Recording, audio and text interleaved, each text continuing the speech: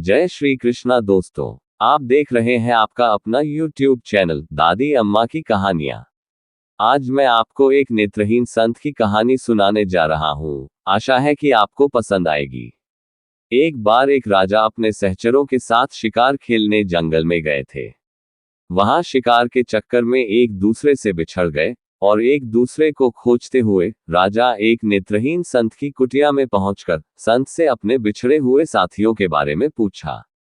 नेत्रहीन संत ने कहा, महाराज, सबसे पहले इस रास्ते से आपके सिपाही गए हैं, बाद में आपके मंत्री गए, अब आप स्वयं पधारे हैं।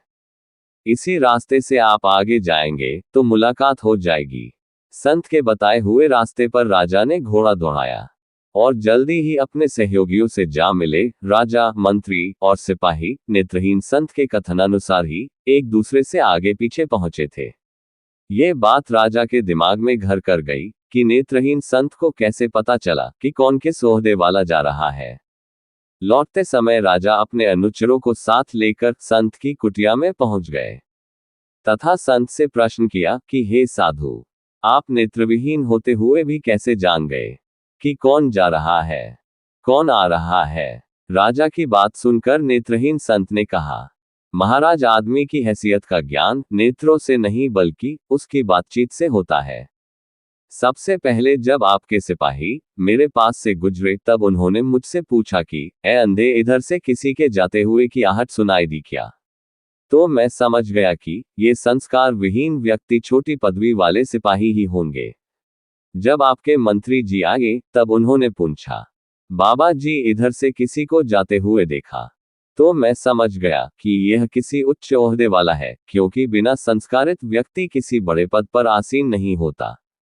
इसलिए मैंने आपसे कहा कि सिपाहियों के पीछे मंत्री जी गए हैं।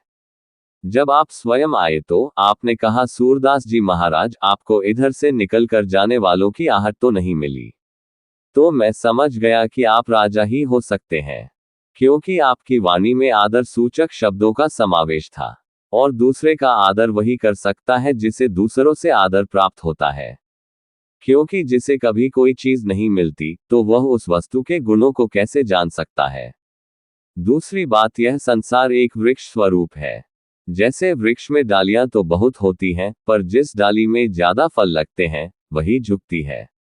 इसी अनुभव के आधार पर मैं नेत्रहीन होते हुए भी सिपाहियों, मंत्री और आपके पद के अनुसार पता बताया।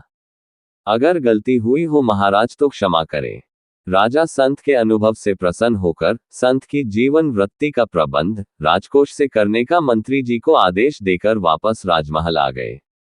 शिक्षा, आजकल हमारे परिवार संस्कार विहीन होते जा रहे हैं। थोड़ा सा पद, पैसा व प्रतिष्ठा पाते ही दूसरे की उपेक्षा करते हैं, जो उचित नहीं है।